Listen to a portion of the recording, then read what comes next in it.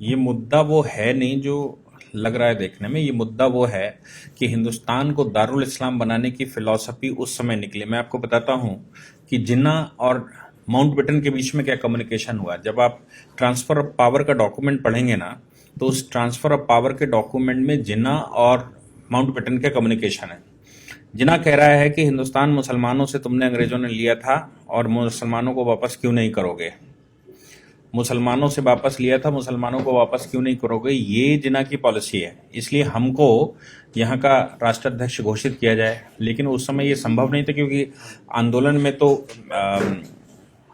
Congress participate कर रही थी, कांग्रेस उसमें मेल रोल पे थी और कांग्रेस लीडरशिप ही अंग्रेज से लड़ रही थी। पूरी उस समय की कांग्रेस लीडरशिप मतलब देश की लीडरशिप। कांग्रेस आज की कांग्रेस से उसको कंपेयर मत करिएगा। तो कांग्रेस मतलब आंदोलन में। तो अब जिन्ना को कैसे सत्ता ट्रांसफर हो जाएगी, वो कांग्रेस भारी है। तो जिन्ना ने एक प्रस्ताव दिया कि हमको एक छोटी सी जगह हिंदुस्तान के अंदर दे दो जहां से मैं दारुल इस्लाम बना लूंगा। उस पॉलिसी के तहत हिंदुस्तान में इसका बंटवारा हुआ, पाकिस्तान दिया। पाकिस्तान ने कंसिस्टेंटली अपनी पॉलिसी जो शुरू की वो डे वन से यही थी कि हिंदुस्तान को कैसे दारुल इस्लाम बनाना। और इसी पॉलिसी के तहत नेहरू उनके चक्कर में आ गए और नेहरू और लियाकत अली समझौता हो गया। उस समझौते में हिंदुस्तान में मुसलमान रोक दिए गए और पाकिस्तान में हिंदू रोक दिए गए। उनको मालूम था हिंदुओं को तो हम वैसे ही निपटा लेंगे, लेकिन यहाँ जो मुसलमान हम रोक देंगे, ये मुसलमान किसी न किसी दिन हमारा सहयोग ही करेगा। ये उनको उस समय मालूम था। उस पॉलिसी के तहत 1947 में कश्मीर पर उन्होंने अनायासी हमला कर दिया। 1962 में चाइना से हमारा वॉर हुआ, हम थके बड़े बैठे हुए थे। 1965 में बिना किसी कारण के, नेहरू के मरने के बाद जब शास्त्री जी सत्ता में बैठे तो शास्त्री जी के खिलाफ अपने आप उन्होंने युद्ध कर दिया बिना किसी कारण के। क्योंकि उनको एक कॉन्सिस्टेंट पॉलिसी है कि हिंदुस्तान पर कब्जा कैसे करना है, इसको दारुल इस्लाम कैसे बनाना। अब इस दारुल इस्लाम बनाने की पॉलिसी में ही उन्होंने वो कारगिल का षड्यंत्र रचा। उसके बाद फिर उन्होंने इनडायरेक्ट टेररिज्म भेजा और टेररिज्म भारत में फैलाया। फिर वहां से उन्होंने बाया दुबई रूट, बाया और तमाम तरह के रूटों से हिंदुस्तान में मुस्लिम पॉपुलेशन कैसे बढ़ाई जाए इसकी व्यवस्था, और हिंदुस्तान के मुसलमान को कैसे बरगलाया जाए और इस्लाम के नाम पर हिंदुस्तान में कैसे डिस्टर्बेंस किया जाए, इसके लिए उन्होंने भरसक वहां से प्रयास करना शुरू किया। हिंदुस्तान में पॉपुलेशन कैसे बढ़े, इसके लिए वहां से इस्लामिक स्कॉलर्स भेजे जिन्होंने भारत में आकर कहा ये तो अल्लाह की देन है और पॉपुलेशन तो अल्लाह देते हैं, ये वही दे रहे हैं, वही खिलाएंगे। ये सब दुनिया भर की बात थी। इस पॉलिसी को भारत में फल फूल में 70 वर्ष लगे और खूब फल फूल गया। समस्या ये आई कि 2014 में जो सरकार बैठी, उस सरकार ने इस पॉलिसी को कंट्रोल करने के लिए कुछ काम करना शुरू किया। लोग कहते हैं कि आपने ये 370 2019 के बाद क्यों हटाया, आपने ट्रिपल तलाक 2019 के बाद क्यों हटाया, आपने, ये दुनिया भर की बातें। सोच कर देखिए कि सरकार उस समय कैसे बैकग्राउंड बना रही थी, कैसे वो ग्राउंड बना रही थी और उसने क्या क्या किया। आप सोचिए कि जो नोटबंदी हुई, उस नोटबंदी में सबसे ज्यादा आहत कौन हुआ? जो व्यक्ति लीगल सिस्टम में नहीं था, जो अरबियन कंट्री से पैसा आ रहा था, जो पाकिस्तान से फेस करेंसी आ रही थी, जो हिंदुस्तान में करेंसी लाकर दुनिया भर का खेल खेला जा रहा था, वो सारा पैसा कूड़ा हो गया। और कूड़े का मतलब ये हो गया कि वो लोग जो पाकिस्तान सपोर्टेड थे, बिना किसी रिटर्न भरे, बिना किसी लीगल सिस्टम में आए पैसा लगा रहे थे, उनका पैसा सब रद्दी हो गया। आज अगर वो पैसा होता सीएए के विरोध के दौरान, तो आप सोच सकते हैं कि हिंदुस्तान का क्या हाल होता। आज तो हिंदुस्तान में केवल पत्थर बचा है फ्री का, वो पत्थर चल रहा है। लेकिन अगर पैसा होता तो क्या होता? दूसरी उनकी बात जो वो करना चाहते कि हिंदुस्तान में पॉपुलेशन बढ़ाएंगे, दारुल इस्लाम बनाएंगे, गजबाए हिंद लाएंगे, ये सारी बातें जो उनके दिमाग में थी, उन सब पर 2014 के बाद रोक एक एक करके लगनी शुरू हो गई। क्योंकि उन्होंने कहा सब लीगल सिस्टम में आएंगे, नोट भी लीगल सिस्टम में आएगा, व्यापार भी जीएसटी लीगल सिस्टम में आएगा, भारतवर्ष से इंपोर्ट और भारतवर्ष में आने वाला पैसा, आपको याद है 20,000 एनजीओ एक साथ बंद की गई थी।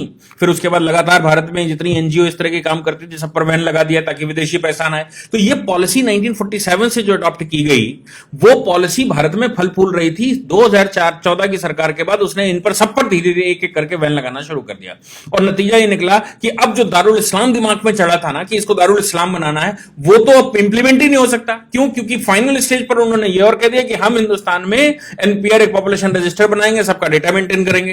अब ये जो पाकिस्तान, बांग्लादेश और दुनिया भर से मुसलमान लाया गया था, किसी ने किसी साधन से यहां पर रखा गया था, उसने यहां शादी ब्याह कर लिए, 20-20 बच्चे पैदा कर लिए। अब वो सब क्वेश्चन मार्क लग गया। तो जो भी सरकार ने किया उसके लिए उसने बैकग्राउंड तैयार किया पहले 5 साल, और 5 साल के बैकग्राउंड के बाद 2019 में उसने काम करना शुरू किया। तो अब जो भी रिपरकेशन हो रहा है, जो भी हिंदुस्तान के अंदर विरोध हो रहा है, उसका मेन कारण है कि आज अगर सरकार पीछे न हटी तो हमारे जो दारुल इस्लाम दिमाग में बैठा हुआ है उसकी पॉलिसी एक एक करके सब फेल हो जाएगी। और अब दारुल इस्लाम बनाने की जो फिलॉसफी है वो इंप्लीमेंट नहीं हो सकती, किसी भी हालत में नहीं हो सकती, क्योंकि जैसे ही आप पॉपुलेशन रजिस्टर बनाएंगे, जैसे सीए के तहत लोगों को लीगल कर देंगे, जैसे ही आप अनऑथराइज कॉलोनी को ऑथराइज कर देंगे, हर कॉलोनी का एक सर्टिफिकेट बना देंगे, हर व्यक्ति का एक आईडी बना देंगे, तो फिर भविष्य में जो भारत को आप इस्लामिक कंट्री बनाना चाहते थे वो इस्लामिक कंट्री भारत अब कैसे बनेगा? क्योंकि इस्लामिक कंट्री नहीं बन सकता, इसलिए आज इसका विरोध करके वो कोशिश कर रहे हैं किसी न किसी तरह से भारत की जो सरकार है आज की, इस सरकार को हिला दिया जाए, ताकि हमारी जो पॉलिसी पिछले 70-75 साल से चल रही थी with the support of Pakistan and Bangladesh, वो पॉलिसी इंप्लीमेंट हो जाए और 10 वर्ष केवल और रुक जाइए। आज के पॉपुलेशन के जो डेटा हैं वो ये कह रहे हैं कि अगले 10 वर्ष के बाद हिंदुस्तान में 50% पॉपुलेशन होगी। हार्वर्ड की रिसर्च है जिसमें उन्होंने कहा हिंदुस्तान को अब कोई रोक नहीं सकता कि वो इस्लामिक कंट्री ना बने। क्यों? क्योंकि इस तरह का जाल बिछ चुका है। और जिस समय इस्लामिक कंट्री भारत में 50% से ऊपर आबादी मुसलमान हुई, उस समय सारे देश जो 56 देश मुसलमानों के जो वहां पर हुआ, वही हाल यहां पर भी हो सकता है। इसलिए आज की सरकार अगर उस पर सब पर कंट्रोल लगा रही है, जैसे वो कह रहे हैं कि हम पॉपुलेशन रजिस्टर बनाएंगे, वो कह रहे हैं पॉपुलेशन पर हम बैन लगाएंगे, वो कहते हैं यूनिफॉर्म सिविल कोड लाएंगे, उन्होंने कंटक काटने शुरू कर दिए। 370 एक सेफ मोड था भारतवर्ष में टेररिज्म फैलाने का, 370 हटा दी। भारत में ट्रिपल तलाक के माध्यम से, और भारत में जो निकाह है वो हिंदुओं को निकाह करके लफ्जियात करके हिंदुओं को लाओ, फिर तलाक दे दो और उनको छोड़ दो, फिर दूसरी जो जिनकी शादियां नहीं होती उनसे शादियां करवा दो, उनसे बच्चे पैदा करो, बाद में महिला मरी जाएगी, बच्चे इस्लामिक हो जाएंगे। ये सारी पॉलिसी पर धीरे धीरे करके वो बैन लगता जा रहा। अब आप ट्रिपल तलाक नहीं दे सकते, अब मन भर गया या लड़की ने विरोध कर दिया, मुकदमा लिखवा देगी, तो अब हम चौथी शादी कैसे करेंगे और आगे का शादी का प्रोग्राम कैसे चलेगा, और लड़कियां बरगला कर कैसे लेकर आएंगे, कैसे उनको इस्लामिक बनाएंगे, कैसे उनसे बच्चे पैदा करेंगे, वो सब पर बैन लग रहा है। जो प्रॉपर्टियां हाईवेज पर खरीद कर रखी हैं, जो प्रॉपर्टियां दुनिया भर की खरीद कर रखी हैं, उन प्रॉपर्टियों में भविष्य में लिस्टिंग हो रही है, क्योंकि सब आधार से जुड़ जाएगा।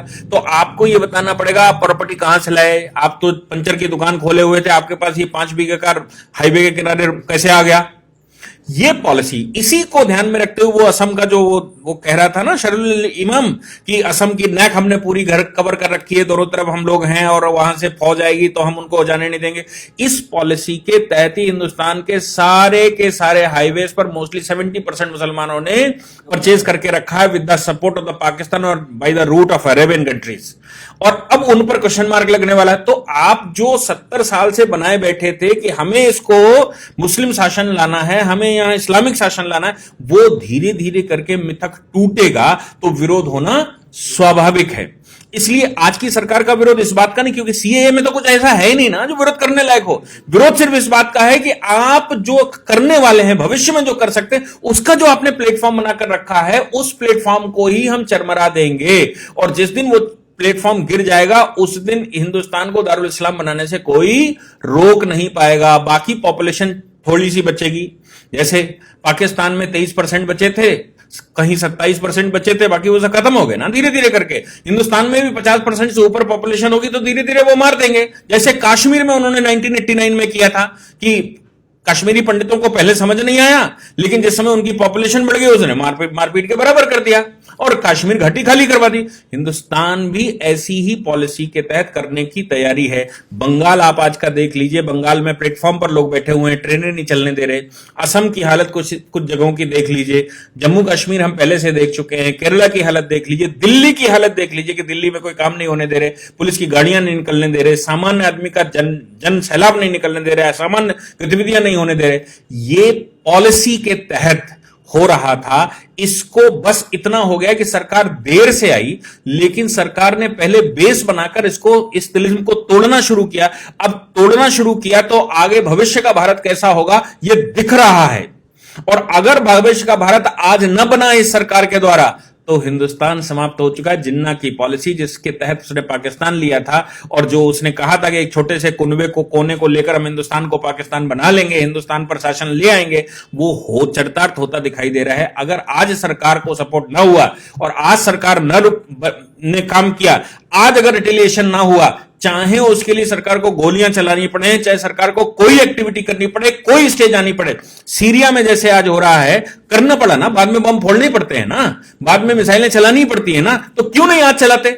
आज चलाकर आप वो सिचुएशन रोक सकते हैं और आपके पास कोई और दूसरा रास्ता बचेगा नहीं, और अभी नहीं बचा है। आपके पास भविष्य में कोई रास्ता बच नहीं सकता जब तक आप फौजें नहीं लगाएंगे। कश्मीर को आपने कंट्रोल किया क्योंकि वहां पर आपने पैरामिलिट्री फोर्सेस, मिलिट्री फोर्सेस भेजकर आपने अनडाउटेड गोली बिना किसी भेदभाव के गोली चलाने का आदेश दे दिया है कि अगर कोई भी गड़बड़ करे उसको सीधी गोली मारो, उससे पूछने की जरूरत नहीं। वो अगर आपने आज हिंदुस्तान में ना किया तो हिंदुस्तान 2040 में समाप्त हो चुका है। वर्ल्ड के किसी भी फोरम की रिपोर्ट उठाकर देख लीजिए, सब यही कह रही है। इसलिए ये पॉलिसी है, इस पॉलिसी को ध्यान में रखिए कि वो क्या करना चाहते हैं। ये कोई विरोध जो आप कहते हैं ना, विरोध करना है किस बात का, ये कोई विरोध ही नहीं है। ये दारुल इस्लाम बनने से रोकने की प्रक्रिया जो सरकार अपना रही है उसका रिटेलिएशन है। ये सीए का रिटेलिएशन नहीं है, ये सरकार का रिटेलिएशन नहीं, सरकार की वो पॉलिसियां जिनसे भविष्य का भारत तय होगा उसका विरोध है।